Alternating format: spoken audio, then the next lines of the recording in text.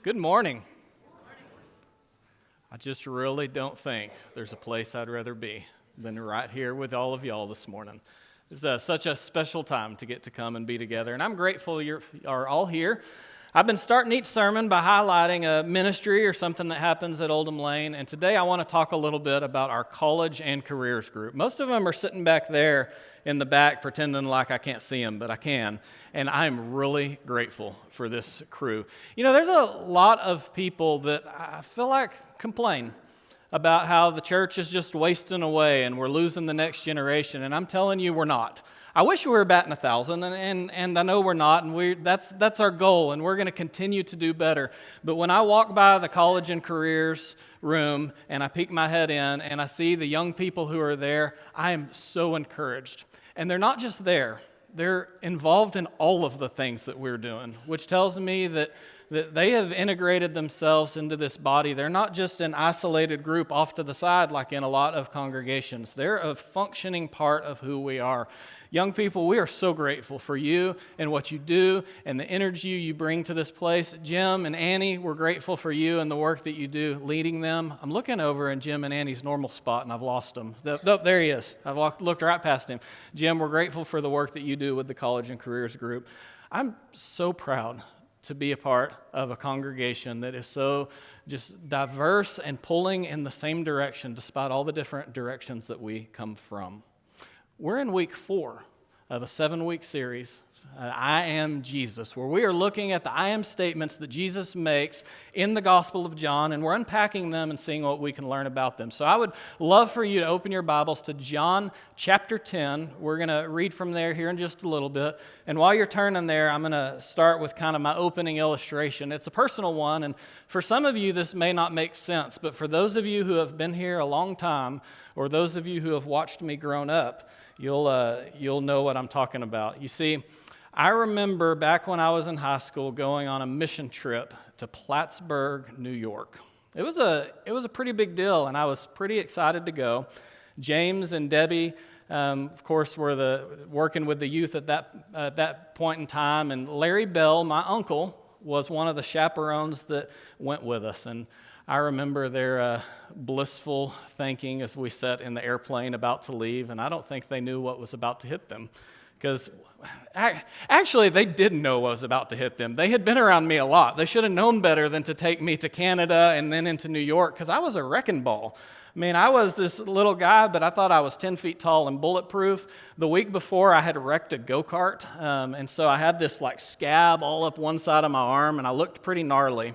And then the second we got there, I stepped on a piece of glass and I sliced my leg open, or the bottom of my foot open. And the missionary that we had gone to visit, his name was Rick. I think he went instantly into panic mode. Like, we have this loose cannon over here named Blake, and he's running around. He came injured. He's going to leave worse. If we don't assign someone to this kid, he's going to chase a football into the road and get run over, and it's going to be my fault.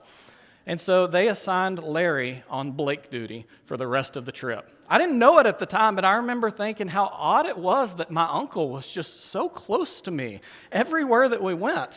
But really what he was doing is he was watching out for me and being sure that I was kept safe. Some of us just need a little extra attention, don't we? I was one of those. Today we're going to talk about Jesus' statement, I am the good shepherd. Okay? Sometimes there's some of us who need a little extra shepherding, who need a little extra measure of attention. So here we are in John chapter 10. If you'll remember from last week, in John chapter 9, I told you a little bit about the context. Jesus had just healed the sight of a blind man. He'd been blind from birth, excuse me, and Jesus had created a salve from spit and mud, and he'd put it in his eyes, and this man began to see. And the chief priests and the Pharisees were really upset about this situation. They were trying to figure out a way to explain this miracle away. They were threatened by the deity of Jesus. And so we see them go through these interactions with this man where they call in his parents and they call in the man, and they're trying to explain away the miracle, and no matter what they do, they can't seem to make it happen. So they cast him out of the synagogue, and it's at that point that Jesus steps in and he has a conversation with this now healed man, and then we see this extended metaphor unfold in John chapter 10. I believe it was probably primarily directed towards those religious leaders because it had some messages that they needed to hear. But also, we know that healed man was sitting there listening, and we learned something valuable by stepping in and hearing the conversation. Last week I said verse 10 was the central verse, and I believe that still to be true. Last week he walked us up to verse 10 and told us all about what it looked to have abundant life. And this week we're going to start with abundant life, and we're going to walk away from it, and he's going to further expand on what it looks like. So I want to start by reading our text. We're going to start in John chapter 10, verse 1, and we're going to read the whole thing together so we remember where we came from and where we're going. John 10:1, "Truly, truly, I say to you, he who does not enter the sheepfold by the door, but climbs in by another way, that man is a thief and a robber. But he who enters by the door is the shepherd of the sheep. To him the gatekeeper opens. The sheep hear his voice, and he calls his own sheep by name and leads them out. When he has brought out all his own, he goes before them, and the sheep follow him, for they know his voice. A stranger they will not follow, but they will flee from him, for they do not know the voice of strangers." This figure of speech Jesus used with them, but they did not understand what he was saying to them. So Jesus again said to them, "Truly, truly, I say to you, I am the door of the sheep. All who came before me are thieves and robbers, but the sheep did not listen to them. I am the door. If anyone enters by me, he will be saved and will go in and out and find pasture. The thief comes only to steal and kill and destroy. I came that they may have life and have it abundantly. I am the good shepherd. The good shepherd lays down his life for the sheep. He who is a hired hand and not a shepherd, who does not own the sheep, sees the wolf coming and leaves the sheep and flees. And the wolf snatches them and scatters them. He flees because he is a hired hand and cares nothing for the sheep. I am the good shepherd. I know my own, and my own know me, just as the Father knows me, and I know the Father, and I lay down my life for the sheep. And I have other sheep that are not of this fold. I must bring them also, and they will listen to my voice. So there will be one flock, one shepherd. For this reason the Father loves me, because I lay down my life that I may take it up again. No one takes it from me, but I lay it down of my own accord. I have authority to lay it down, and I have authority to take it up again. This charge I have received from my Father." I think verse 10 is the central verse. I already said this, but last week he led us up to it, and this week he starts with that, and his message just flows so naturally from it. He came so that you can have life and have it abundantly. And to do that, you need a door, and to do that, you need a shepherd. Last week, the metaphor of the door was a powerful one. The door makes it possible for us to go in and out between the protection of the sheepfold and the life-giving resources of the pasture where we graze. And for abundant life, we need to be able to exist in both places. And any attempt to enter or exit through a passage other than the door is going to lead to damage and insecurity and a life of squalor, a life that isn't healthy, both now nor in eternity. Jesus is the door, he says, but there is another important use for a door. Okay? That's where we find the shepherd.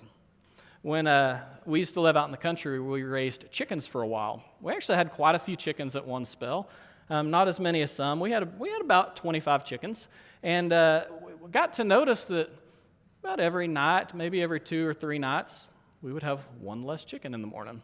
This went on for quite a while before I got smart and realized our chickens had been trained to go to the coop, and that was the safe place. That's where we had raised them. But as I had started to let the chickens out to free range, I had kind of gotten lazy, and I had stopped shutting the door on the coop. It had seemed safe, and it didn't seem to matter, and all of a sudden, this place that the chickens thought was safe was no longer safe because the door wasn't protected.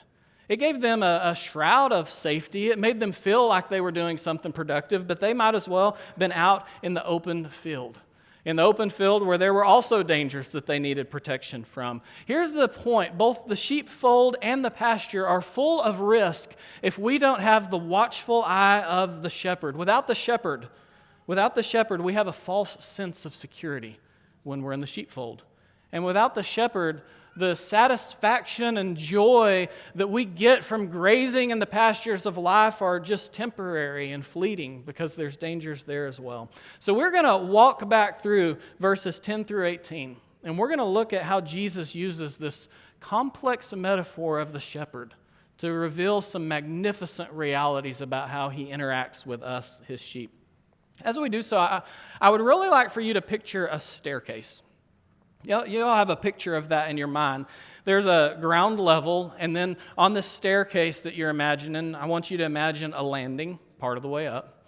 And then you could picture another landing a little bit further up, and then finally a staircase reaches the top. So we have a staircase with two landings in the middle.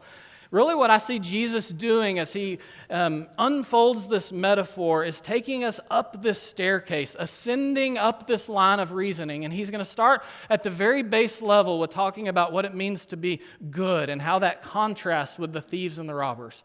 And then he's going to take us up to the next level. At the next landing, he's going to talk about what it means to be a sacrificial shepherd. And then he's going to talk about what it means to be a relational shepherd. And finally, he's going to end with what it means to be a powerful shepherd. So at its most basic level, starting at the ground, we see that he is the good shepherd. If we stepped back at the very beginning of the passage, we see that he started laying the groundwork for them to understand this. In verse 1, he says, "Truly, truly, I say to you, he who does not enter the sheepfold by the door, but climbs in by another way, that man is a thief and a robber.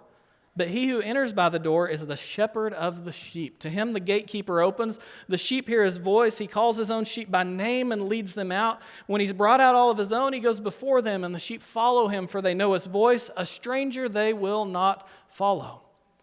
So there were thieves and robbers and strangers. And Jesus starts by making it clear that he is none of these. He is the good shepherd. And the way that we define good comes straight from our key verse, verse 10. "The thief comes only to steal and kill and destroy. But I came that they might have life and have it abundantly. I am the good shepherd." At the most foundational level, Jesus is the good shepherd because he sees the sheep and he wants good things for them. This is clearly evident when he's contrasted with the others. The others, the thieves, they had come to steal and kill and destroy, but he came to give abundant life. This had just been shown and demonstrated in a very tangible way. In fact, I think it's worth us backing up and reading it from John chapter 9. I want to start reading in verse 26. What we're going to see is this last interaction with the man who was healed from his blindness, his interaction with the chief priest. In verse 26, it says, "They said to him, 'What did he do to you? How did he open your eyes?' And he answered them, I've told you already, and you would not listen. Why do you want to hear it again? Do you also want to become his disciples?' And they reviled him, saying, 'You are his disciples, but we are disciples of Moses. We know that God has spoken to Moses, but as for this man, we do not know where he comes from.' And the man answered, 'Why, this is an amazing thing. You do not know where he comes from, and yet he opened my eyes.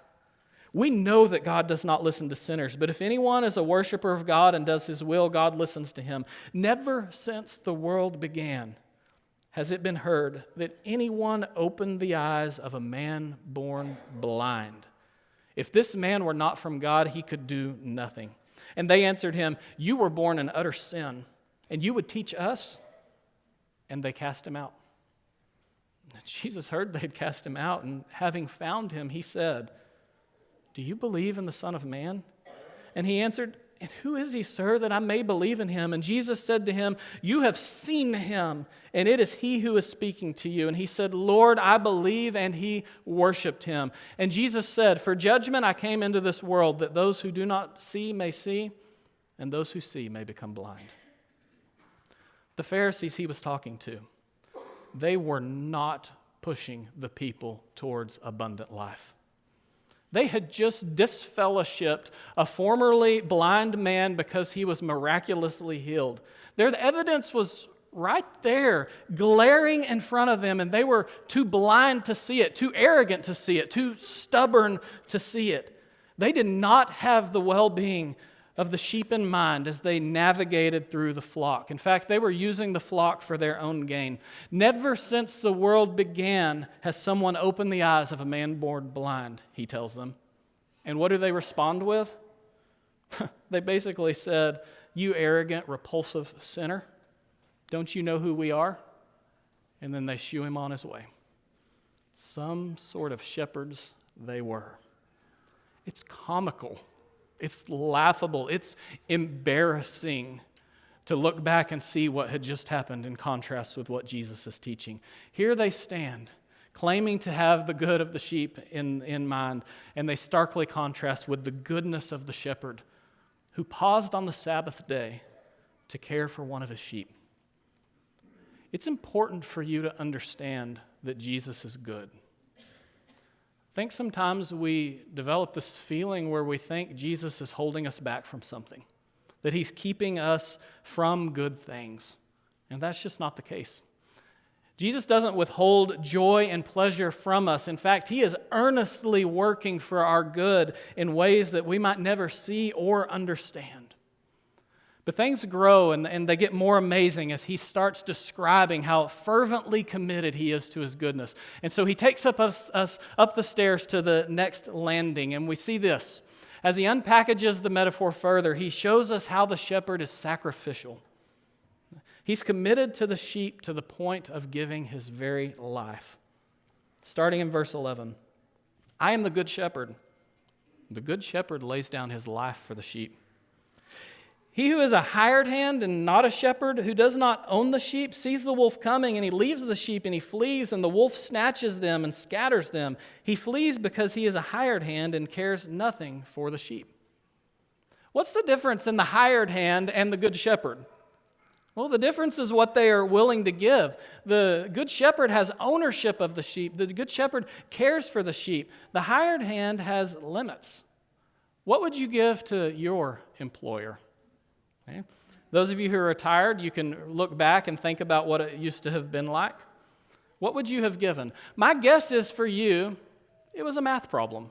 Probably complex at times, but it was a math problem. Does your employer give you as much as the job is worth? Do you gain more, or does your employer gain more? Is there any amount of pay that you would willingly give your life for? It's a question to ask ourselves. Some of you may know that prior to coming into ministry, I ran a scrap metal recycling yard with my brother. He still runs it to this day. Seemed like we were always hiring people, and one thing that we learned was this: you could not ask more of an employee than the job was paying. Or if you did, they weren't going to stick around for very long. The work had to match the pay. Now, there was one exception, and I bragged on her a little bit this morning because it was Lana. She was in early service, so I guess I'm talking about her behind her back now. But Lana worked differently. Lana was raised with a great work ethic. For those of you who don't know, Lana is married to my brother Chad. So she was my sister-in-law, and the poor thing had to work for me for like 4 years. So we know that she had a different level of commitment to the family business. But that was just it. She might have appeared to have been a hired hand, but the truth is she had a vested interest in what we were doing there. She had a connection to that business that was different than everyone else. She shared something special. She shared ownership, and that caused her to work differently. Jesus' point here is crystal clear for us today. The extent to which he was willing to go for the welfare of his sheep is amazing. He was willing to lay down his very life, the most precious human resource that we have. He put it on the line. Jesus is personally invested in your protection and your salvation. You have to understand, God didn't farm the job out to someone else. God sent his son. God sent his son to give you the protection that you need, and he was willing in the act of doing that to give up everything. And then we see him take the metaphor to the next level. So we walk up the flight of stairs and we find ourselves at the next landing, and we see that the shepherd is relational. See, I mentioned last week about the sheepfold. how the shepherd would bring all of their sheep in the evening into this common area, and often there would be multiple flocks commingled in this one fence of protection.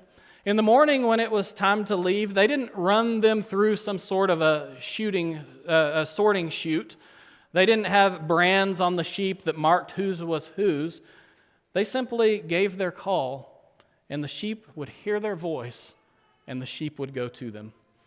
Verses 3 through 5, to him the gatekeeper opens, the sheep hear his voice, and he calls his own sheep by name and leads them out. When he has brought out all his own, he goes before them, and the sheep follow him, for they know his voice. A stranger they will not follow, but they will flee from him, for they do not know the voice of strangers.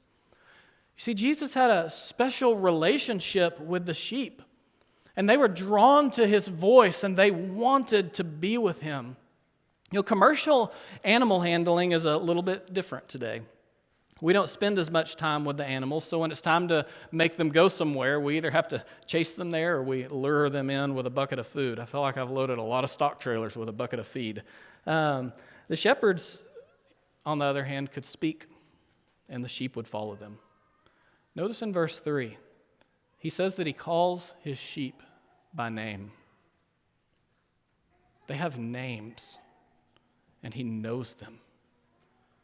Jesus wants to be sure you don't miss this because he brings it up again in verse 14. He says, I'm the good shepherd. I know my own, and my own know me, just as the Father knows me, and I know the Father, and I lay down my life for the sheep, and I have other sheep that are not of this fold. I must bring them also, and they will listen to my voice, so there will be one flock and one shepherd. He knows and is known. Not only is he personally invested in the flock as a whole, he is personally invested with the individual sheep. And he claims that his relationship with the sheep is on par with the relationship that he has with the Father. The connection of a father and son is strong. Just like a hired hand, I wouldn't lay down my life for a job, but for my son, for my son, that's a different story. This is the connection and commitment that Jesus has for his sheep. And that's what Jesus has for you. As a non-Jewish person, you are one of the sheep not previously of the fold.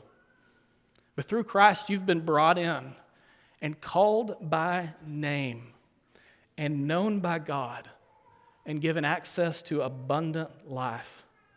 You see, we don't just have a relationship here with one another. That's important and it's valuable. We have a relationship with the Creator of the universe. A loving, sacrificial, good relationship. He knows your name. If level 3 was powerful, then the final one is even more so.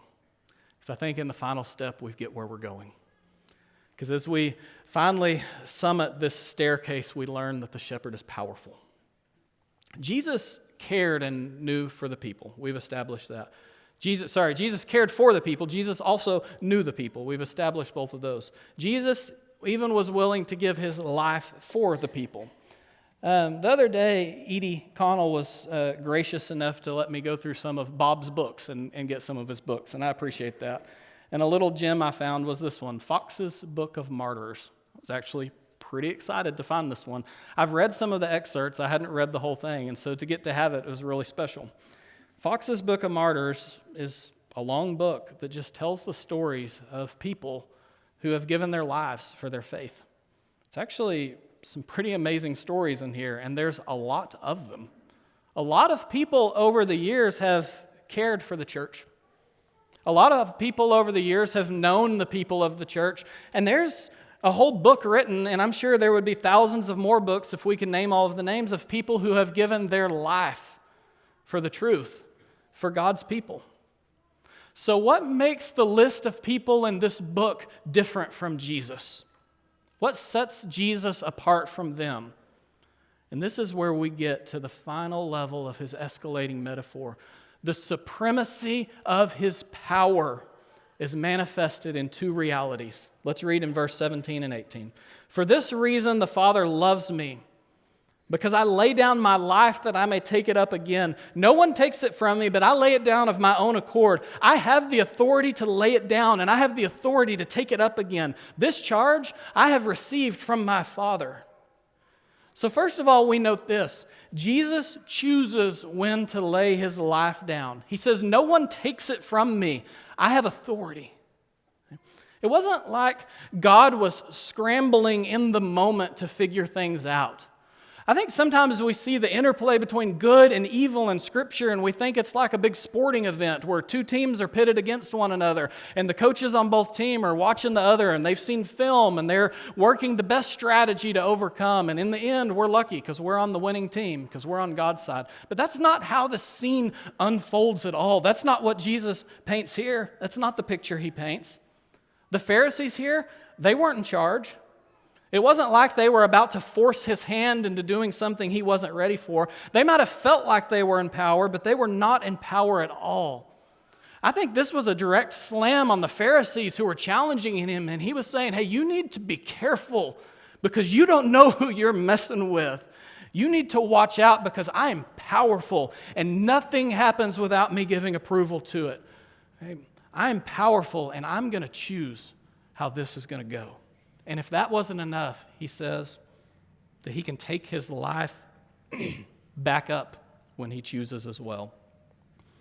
You know, if the Good Shepherd had given his life for the sheep, then he would have made a great sacrifice, but he would have been done. But now we see the resurrection enters the picture. God has given him the authority to raise from the dead. He's going to do this. It changes everything. You know, it can be easy to feel like God sent a shepherd because we needed to be protected from things outside of his control, the thieves and the robbers and the dangers in the pasture. And I honestly think that this is the point in our text. This is the point in Jesus' metaphor when it breaks away from the realities of shepherding that they knew. Here Jesus is telling them something different. This is a different type of shepherding relationship than you have ever experienced. Every shepherd they had ever known was sent to protect the sheep from an unknown foe who would arrive at an unknown time and use an undisclosed amount of force. So they had to show up and they had to always be ready, but they didn't know what was around the corner. But here Jesus breaks from the norm and he makes a bold claim. He says, I'm a different type of shepherd because I'm going to decide when the ultimate sacrifice is made. I'm going to do it voluntarily. I have full authority to decide, and when I get ready, I have full authority to take my life back up. Jesus would not be defeated by the foe when he was killed. For a brief moment, it might look like this had happened. For a brief moment, they thought this had happened. But the reality was this: Jesus had chosen to lay his life down. And 3 days after he was crucified, he would choose to bring it back. The Good Shepherd is powerful. So as we wrap up, I want to walk us backwards through the text. Jesus is all-powerful, yet he knows you. Jesus knows you, yet he gave his life for you. And Jesus gave his life for you because he is good. In every deepest nuance of the term, ultimate goodness, he is the standard. He is the Good Shepherd, and this means that your life as a relatively powerless sheep can be abundant and peaceful and safe. And now you see we've ended up right where we ended last week, with abundant life. But I hope you see it more clearly. Church, there is nothing that can overcome the watchful eye of the all-powerful shepherd. There is nothing that can separate him from the sheep that he knows by name. And there is nothing that he wouldn't do to save his sheep. We are so blessed to be daily cared for by the Good Shepherd, Jesus Christ. So here's my question to you. What are you doing, and who are you following, and how are you living? You know, Jesus has claimed so many things so far. He said, I'm the bread of life. I'm the light of life. I'm the door to abundant life. I'm the good shepherd that makes all of this possible. Church, Jesus has offered to fill us, to illuminate the way and show us peace, to provide passage to the things that we need, to protect us and nurture us and give His life for us and raise Himself from the dead so that we would never have to experience death like that. That's the Jesus we serve. And if you are even glancing a different way, let me encourage you in this. It is not worth it. Oh, the blessings we have in Jesus Christ, the Good Shepherd. Everything you could ever hope or dream for is there in Him. There in Christ, available to those who would believe in Him, those who would follow Him, those who would join the flock. You know, in Acts, we see the floodgates open to the world. And there's this invite that goes out for everyone to join themselves with Christ, regardless of their background. This message was echoed out to all of humanity, and we see when they hear and when they believe, they change their allegiance and they turn to Christ and they're baptized into His name. Well, we stand ready today to baptize any of you who believe in Jesus and make this your new reality as well. We stand ready to study if you would like to know more. We stand ready to pray for you if you need the encouragement and support of the rest of the flock. We stand ready, whatever your need might be. The invitation is yours. We invite you to come forward as we stand and as we sing.